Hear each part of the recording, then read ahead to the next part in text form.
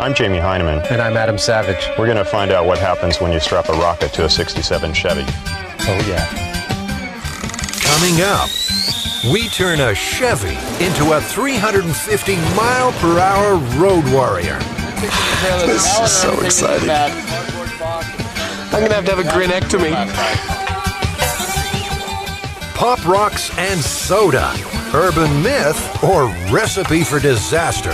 Dude, your stomach's going to burst.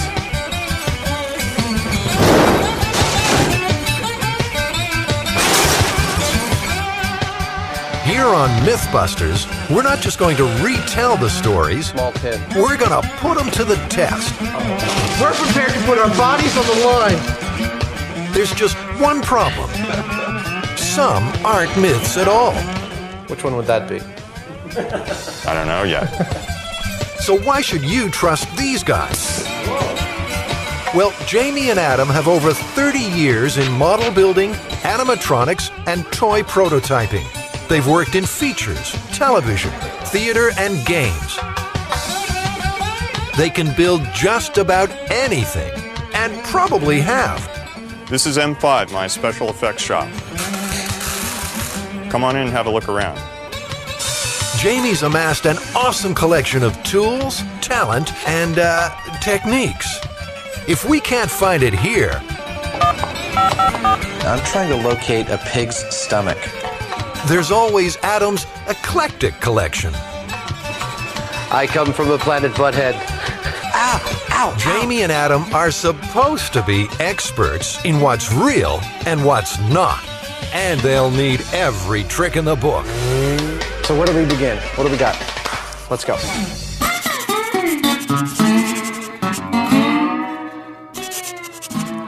This is the big one. What we have is a 1967 Chevy Impala that was taken out into the desert, and somebody had put a rocket booster on it. Now, they found out about it because there was a smoldering wreckage that the highway patrol there found. We pieced together a gentleman or an individual that had put a JATO, or a rocket assist takeoff unit, on an older model vehicle. The guy apparently was an Air Force sergeant, former Air Force sergeant. He made sure he had a long straight road and there was nothing around. He got up to highway speed, about 80 miles an hour, fired the things off. The car had accelerated from like 80 to 300 miles per hour in a couple seconds. Yeah. There was a curve in the road, a slight increase or upgrade, and a mountain shortly thereafter. So he applies the brakes, and of course the brakes burn out. They found about 1.5 miles of skid mark. He didn't make the turn, he went airborne, and he crashed into the side of the mountain approximately 100 or so feet up in the air. So do we have any corroboration of this, or any photos, or anybody come forward? Well, that's our job to pursue that, and we need to get a hold of a 67 Chevy or something as close as we can to it, and need to get a hold of a JATO or a RATO, or again something equivalent to it. It'll look really cool. It'll look really cool. I mean, that's going to be big flame shooting out the back. It's going to be great. I can't think of anything more fun than doing this. No, you know what? I really can't. I first heard about the story approximately 1994 when I was, my job was a spokesman for the Department of Public Safety. I received a phone call from a local reporter asking about a Darwin Award that was on the internet. The way the story read was that the Arizona Department of Public Safety, or the Highway Patrol, was the ones that did the investigation on it. I thought it was a very real possibility that it could have happened, because Arizona is home to several air bases. Thus, a military personnel could have gotten a hold of a JATO unit to use in this fashion. JATO, or Jet Assisted Takeoff, has been around since the Second World War. We should call them RATOs, because each canister is filled with solid rocket propellant. A single unit puts out 1,000 pounds of thrust for 12 to 15 seconds. Up to 8 JATOs are used when large military aircraft are operating with heavy loads or from short runways.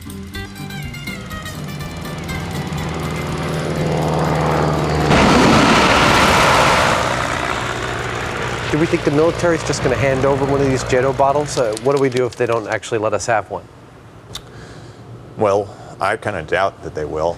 This is not the kind of thing that you would want to let the general public have access to. Yeah. Air Force Public Affairs. I'm not at my desk right now, so leave a message. We'd love to have the military there and involved. Just so it's clear, we're not trying to get a hold of one of these things and do whatever we want with it. We want you involved. Okay. Well, we actually got to talk to somebody. She said they're very expensive units, and that I don't know whether it's going to be possible. This is an unusual request.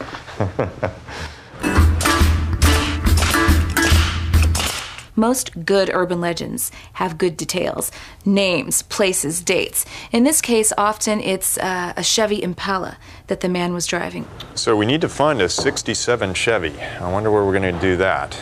Well, I picked this up at a flea market, actually. This here is a 67 Chevy Impala. That's our goal. Yeah. Hopefully we'll be able to find a junker, something with a crappy body. All we need is for it to run. Not an Impala, we got a Pontiac. It runs? The Pontiac runs? Not at the moment, it just needs the transmission on. Oh.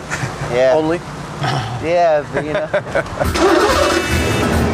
And a car not only is about survival, but it's also a symbol of adolescent freedom. When you get a car, you can leave the nest.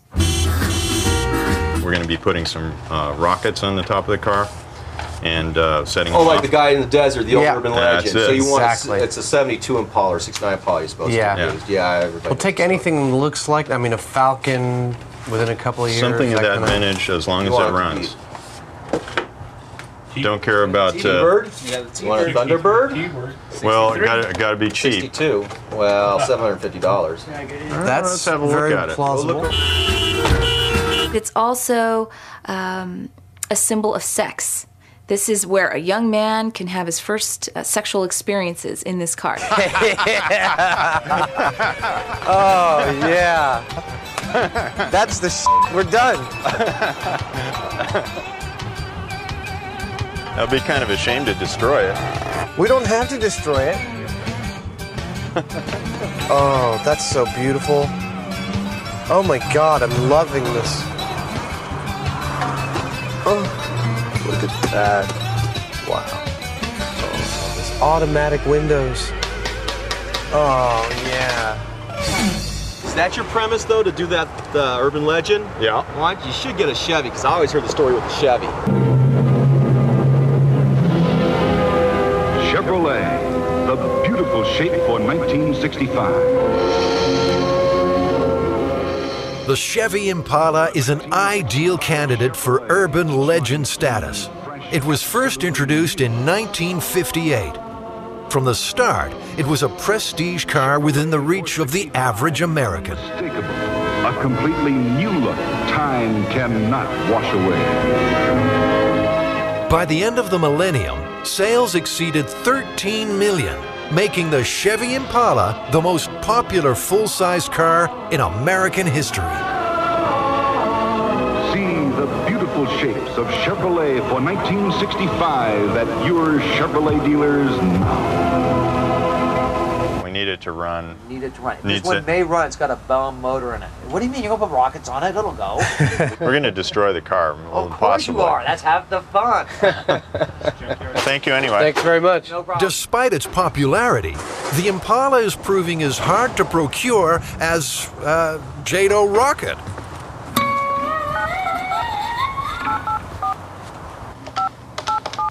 We called you last week concerning procuring a Jado. Procuring a Jado or a Rado. So far, we've had very little luck with getting anybody to return our calls.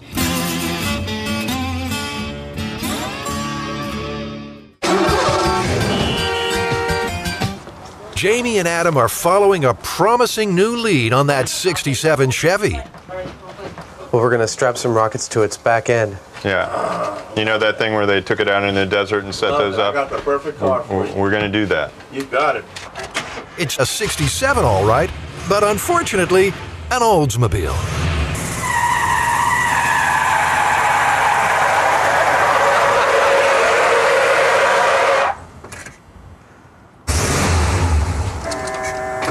This is your car if you want a car to put a rocket on. She's fast. Just as we've given up hope of finding our car in time,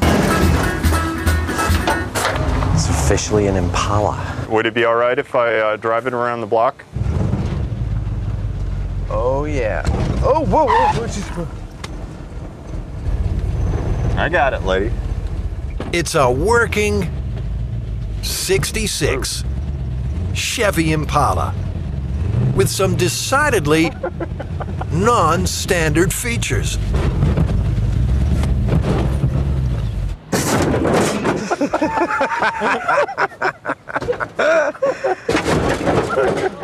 This is without a doubt our car. It's destiny. Well, thank you very much. Really Thank you. appreciate it.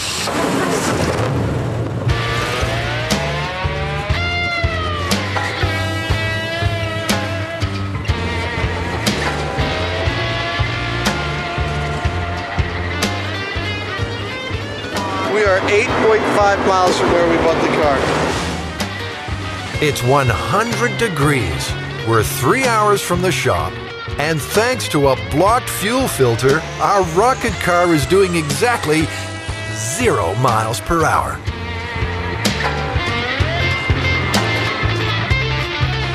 Thank goodness Adam's got the gold breakdown package.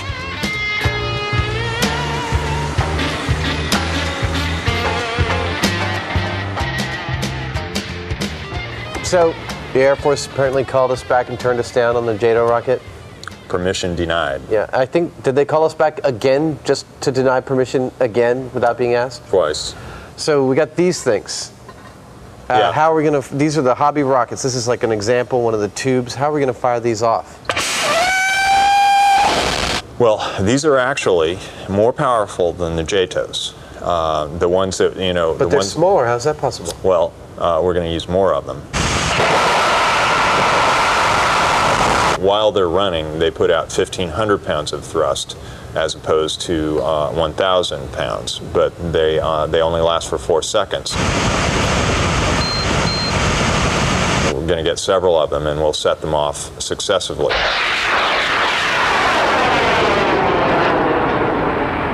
So we're going to put 3 of them on, and we'll probably put them on the car like this.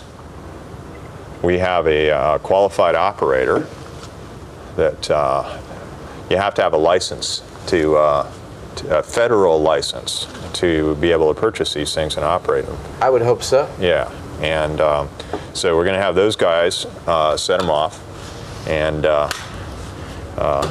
so that's what it's going to look like. Yeah, that's essentially what we're going to do. We'll have to reinforce it and everything. That's all fine in theory. But it's an awful lot of power to put on the roof of a junker.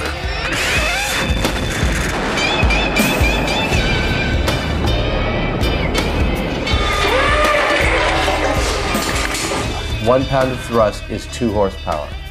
So one of those rocket motors at 1,500 pounds of thrust is 3,000 horsepower. Yeah. That'll make our Chevy almost 4 times as powerful as an Indy car. Think of putting another car on top of this car. It's that kind of weight that's up there. So we want to probably build some kind of steel cage within the car's body to support this. Yeah, we need to have. We don't just want to like tie strap it to the roof or anything. Yeah, that would be a bad idea. Could probably rip the roof right off the car. Oh, how about that? There we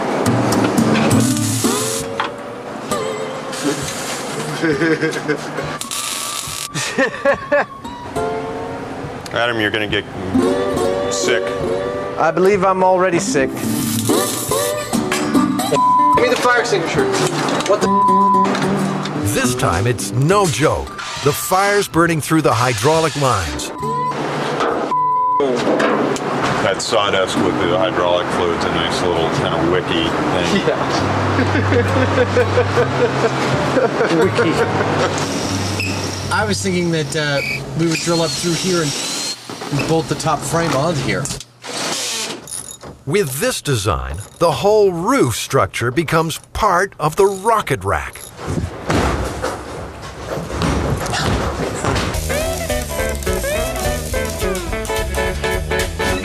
Now, it turns out besides this legend, other people have strapped rockets to cars before, haven't they? Yeah, there are world speed records that have occurred by using this. In 1965, Walt Afrons built the first rocket-powered land speed car. Wingfoot Express 2 was initially designed with 10 JATO units, but that wasn't nearly enough. 25 rockets eventually blasted the car to an unofficial top speed of 605 miles per hour. Of course, you have to remember that those are unusual cars. They're usually very long and they're basically built like for rockets this. with wheels. Yeah. So this also begs the question: where do we fire this car off? There are some lakes, dry lake beds to the south of here towards LA. So we'll probably try one of those first to see whether we can get access to something like that. Jamie's having second thoughts about getting behind the wheel. If this behaves like the legend says, we're going to have a 3,000 to 4,000 pound projectile out there. And I guess the other thing that I thought, with that in mind, if we do lose control of it, obviously we don't want to be in the car. So we're probably going to...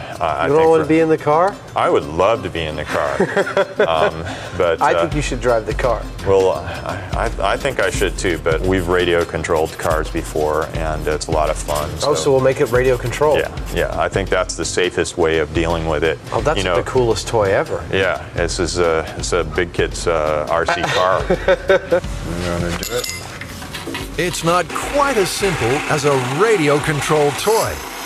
At 300 miles per hour, the forces on the steering servos will be immense. Servos are motors that are positionable, so we can precisely control the steering on this. Right. We need to have something pretty good, because if it's going that fast, we need to really be able to dial in on the aim, or it may go out of control.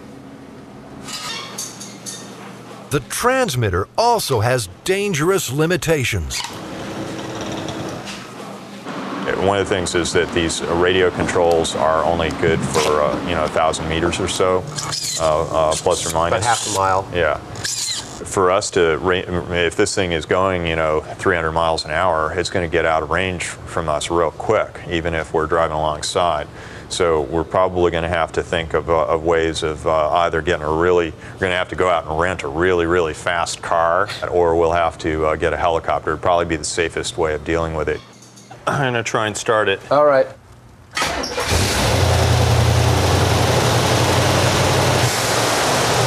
Yeah! Jamie's going to need every bit of control when he hits top speed.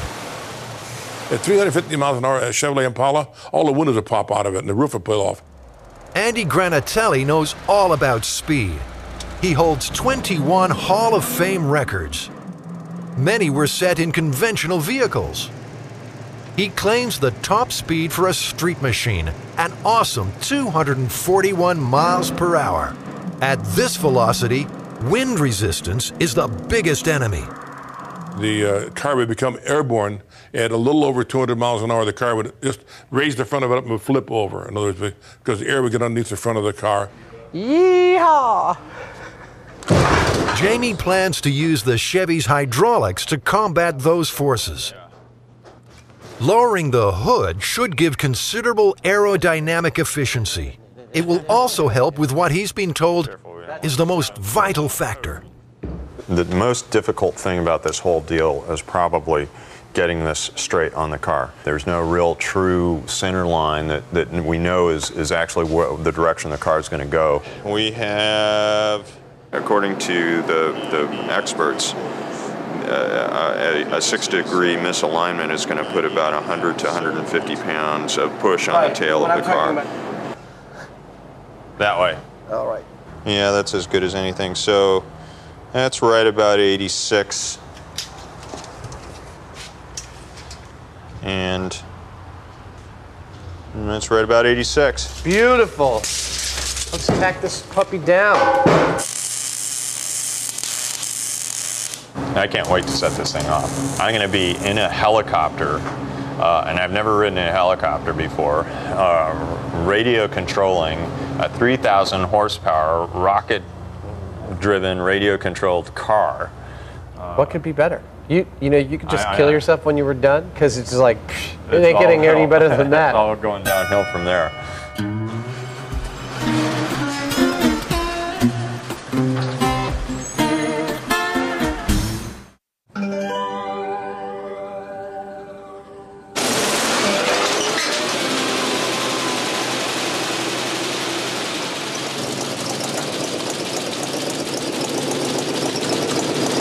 And so the fun begins.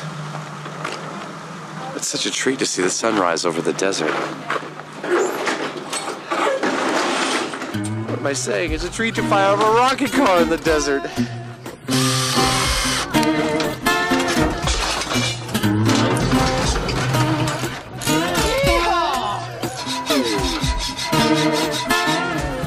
Finally, all the pieces are coming together on the lake bed. With a bit of luck, we'll soon know if the JATO rocket myth is indeed possible. I'm just setting the fail-safe on this. These radios actually leave an instruction with the receiver to return to a certain position if they should lose communication. Yeah, I think so. Jamie will be joined in the chopper by Eric Gates. He and his brother Dirk have over 20 years' experience in amateur rocketry. They plan to fire the motors by remote control. Go. 1, 2, 3, 4. 1, 2,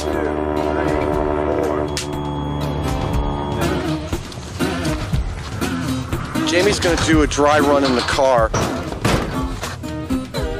The rocket guys, I think, are going to do a test fire, so all systems are good. I expect it's probably about an hour to actual firing.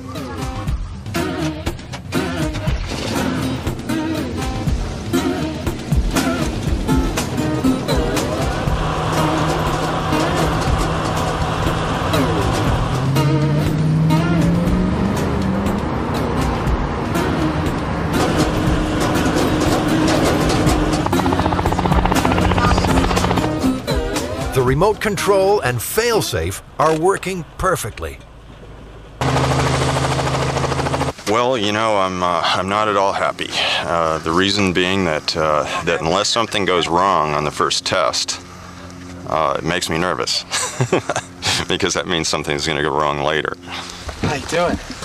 Adam Savage. If this new visitor is right, Jamie may just get his wish.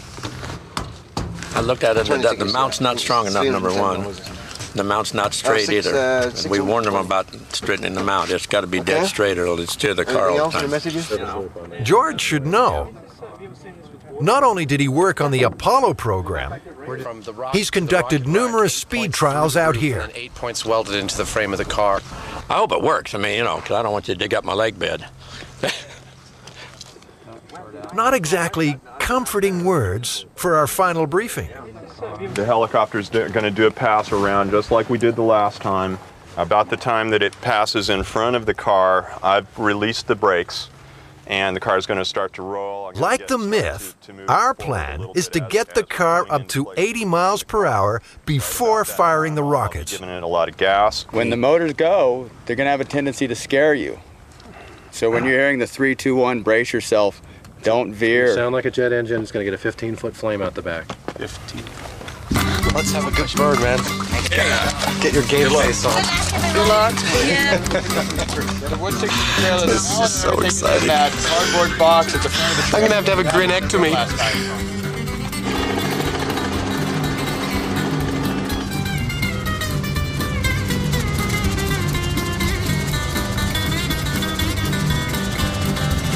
Green light to go. They're starting their circle now. Brakes are coming off. We are a go. Nothing's happening. We're aborting? Yep, we're aborting. We are aborting. We are aborting. Copy that. Copy that. Let's abort the whole thing. Okay, helicopter's coming in. go through the inside? So how do you get it? Looks like the car's old gremlins are back to haunt us. With all the focus on horsepower and thrust curves, we never did fix that fuel problem. The problem is that this is an older car, and we've been stirring up sediment in the bottom of the tank, and it's gotten into the fuel filter and clogged the fuel filter. All we have to do is pull the filter out and flush it out once in a while. And we should get a good run here soon. That sort of answers my need for a small failure. I'll accept that one as a small failure.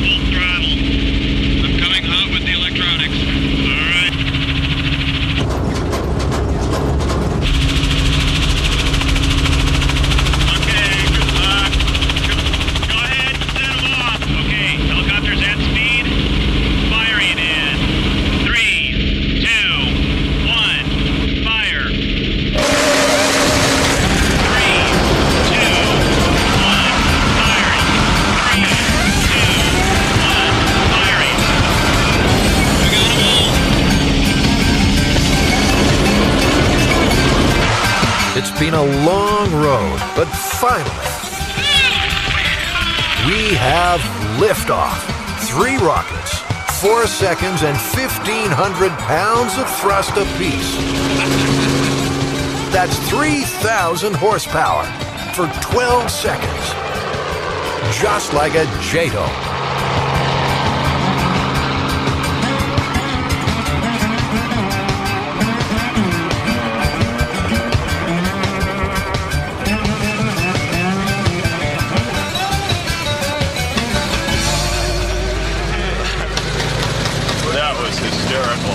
That was absolutely outrageous. What kind of speed do you think it got to? I don't know. The helicopter was having trouble keeping up with it. The chopper's top speed is 130 per hour. Hey! That was beautiful. We lost track of it. Oh yeah, we couldn't keep up with it with the helicopter. It just once those suckers lit, it just like. It's one thing to see him go up, it's another thing to see him go horizontal. Just leave you guys in the dust.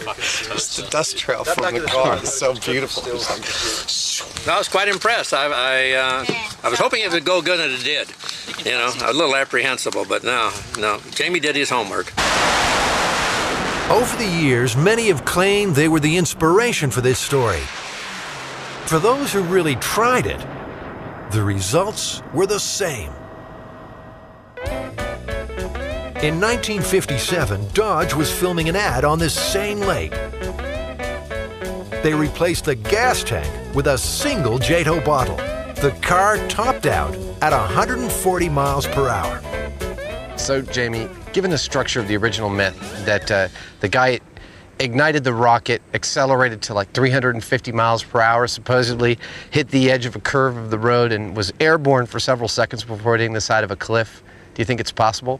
Didn't happen. Yeah. They'd have to have at least around 4 times the power that we did. Back in '46, Andy Granatelli and his brothers did just that. They put 8 JATOs on an Indy racer. The explosion was horrendous, and the thrust was such that you couldn't believe it. We looked at each other as if we were going to the moon. The rocket left not a little fizzle like this, but for about 300 feet long, for wider than the road and higher than the telephone wires, a tail of fire.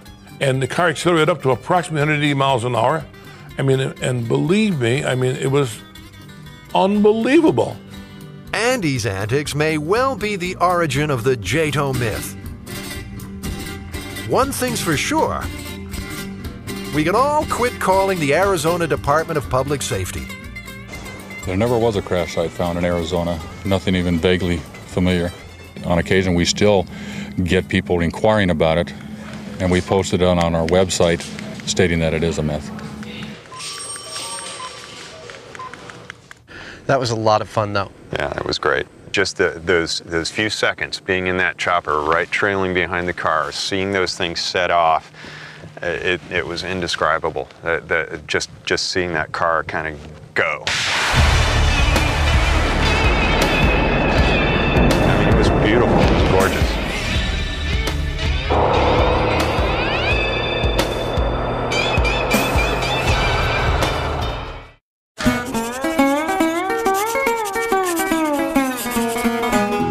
So do you remember Pop Rocks? Yeah, they were invented in 1956, the year of my birth. Really? Yes. The legend we're approaching now is the legend that Little Mikey from the Life Cereals commercial. I remember it so clearly. The kid goes, "Let's get Mikey to try it. He won't eat it. He hates everything." Whatever Mikey could eat, everyone could eat. That was the idea. Anyways, Mikey at one point becomes a teenager. He ate 6 cans of soda and 6 pouches of Pop Rocks. And this has some kind of chemical reaction in his stomach. And exploded, and he died. So the myth is that, you know, that a combination of 6 packs of Pop Rocks and a 6-pack of soda is a lethal combination of gases that will make your stomach explode. We'd like to determine a couple of things. We want to see how much pressure is generated by a rapid infusion of 6 packs of Pop Rocks and soda. We'd like to determine how much pressure a stomach can withstand.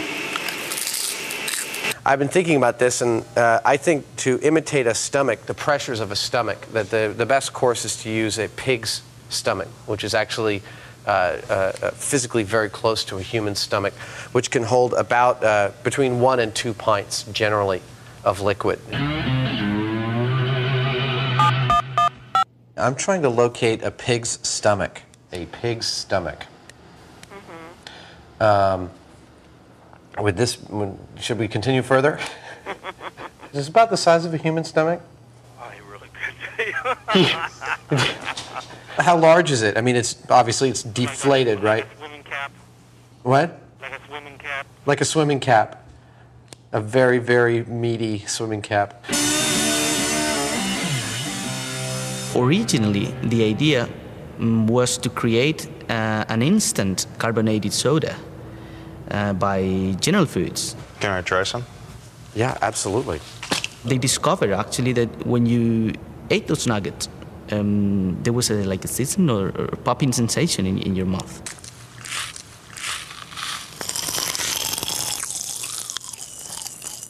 This isn't getting us any closer to that pig stomach. Does it have like the esophagus and the intestines attached at all? No. Just the stomach. I need all the tubes attached to it. Would it be possible to get it with as much of the attachments to it as possible? No. It turns out that the Food and Drug Administration have listed the esophagus and bowel as hazardous substances. 5825 South. It looks like that says 580 is going. Right, here we are.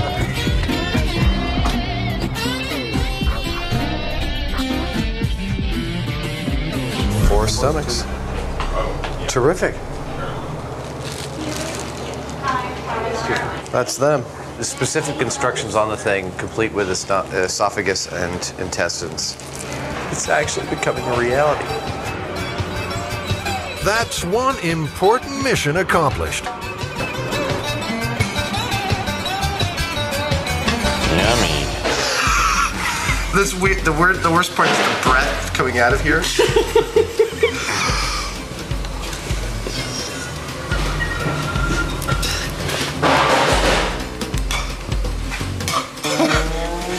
Soda. It's interesting that the valves on this thing actually work. That's like it's holding its pressure. We just put air in there and walked away. And how do you think we'll get the Pop Rocks and the soda actually into the stomach? And to get these in there, we have to get them wet, unless they're not gonna pour. I think we want to equate a worst case scenario here.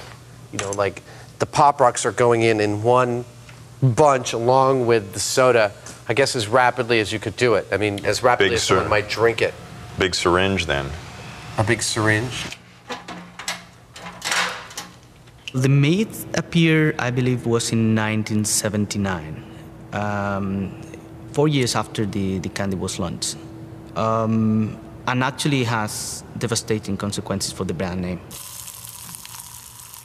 Sales dropped down to almost nil. Okay, so one of the things we have to figure out is how are we going to hang this thing? What about mounting it in our skeleton over there?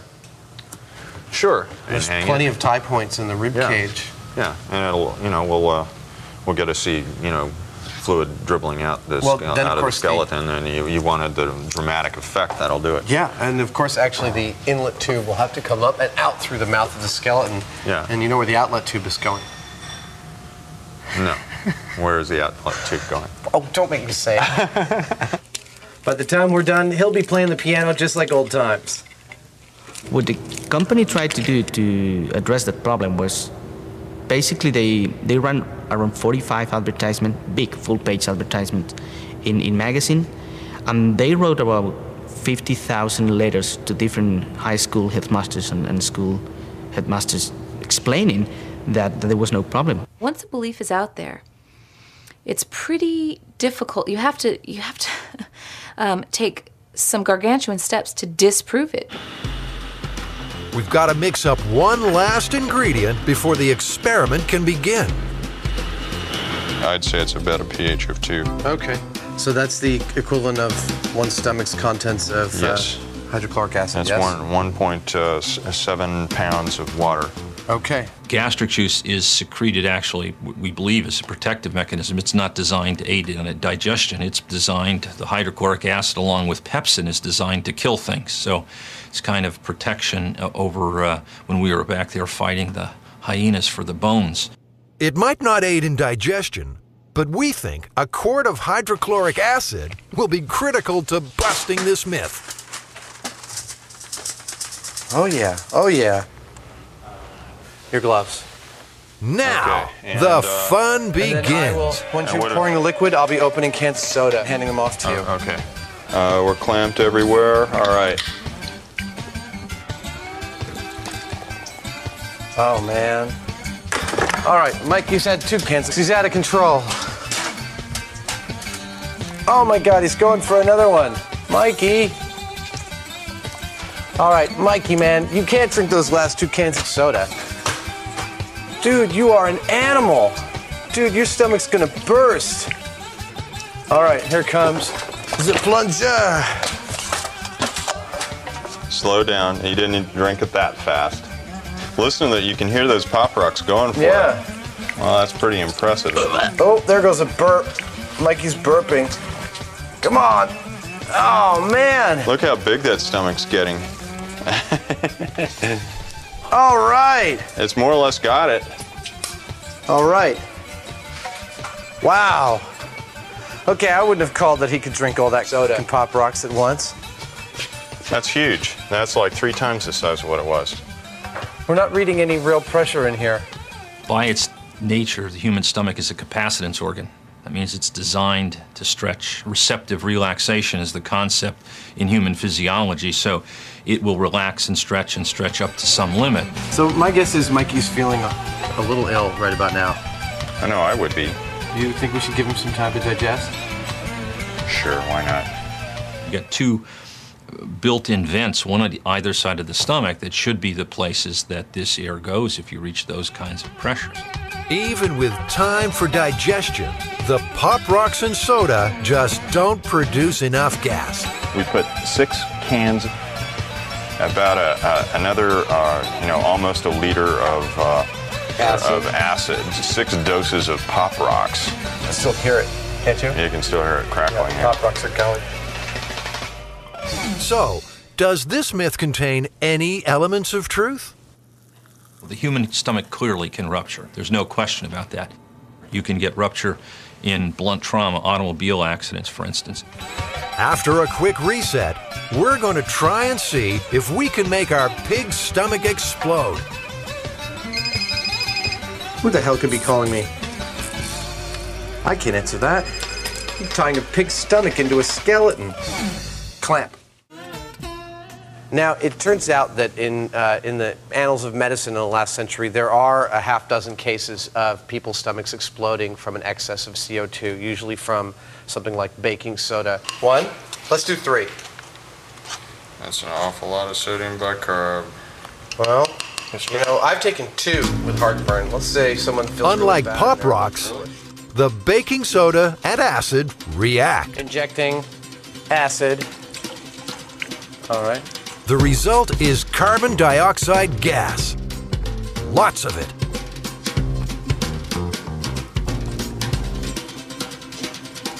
Okay, 1 down. Yummy, and good for you. Single most popular food item in the United States. 3 cans down. 4. Come on, you gotta drink a little faster, piggy. 5.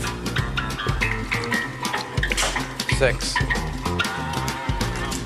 We've fully drunk the soda. Bicarbonate. You ready? Ready. Oh, yeah. Oh, my God. He's still drinking. That's getting really big. He can't hold it anymore. Clamp it. See what the pressure is rating. Whoa. Okay, that's much bigger than before. It's still hardly reading. It's reading about half a PSI. There are probably lots of folks out there who have for years and years and years been using baking soda. And in the amounts that would be prescribed to reduce acid, there's very, very little gas formed. It usually stays in solution, comes out, doesn't cause very much by way of distension if you stay within the limits that are recommended. Here on MythBusters, we're never afraid to push the limits. Okay, ready? Ready. Oh, I feel the pressure. If you have a stomach that's greatly distended by a large meal, and then you add on top of that either gas in the form of sodium bicarbonate to try and relieve acid indigestion, you can, in those very, very unusual situations, see gastric rupture. But no one should have the impression that this is common by any stretch of the imagination. Okay. Whoa! Wow. Well, that did cause a reaction. That turned out to be a little too much. Yeah, that's what we call a hell of a Saturday night. Oh my gosh. Totally blue. With the addition of a little more stomach acid and the bicarbonate of soda, what was that, 2 tablespoons? Yeah. Just ripped a hole right in the back. I mean, in a body, something like 2 or 3 PSI is a huge amount of pressure. Yeah. I can't imagine a human consuming that much crap. Well, maybe I can, actually. Well, the sodium bicarb with the person's own stomach seems to me to be the main thing. Yeah. Somebody that's just taking, eating candy or something, I don't see it happening. MythBusters tried to contact John Gilchrist, the actor who played Little Mikey. He never returned our calls. Another one bites the dust.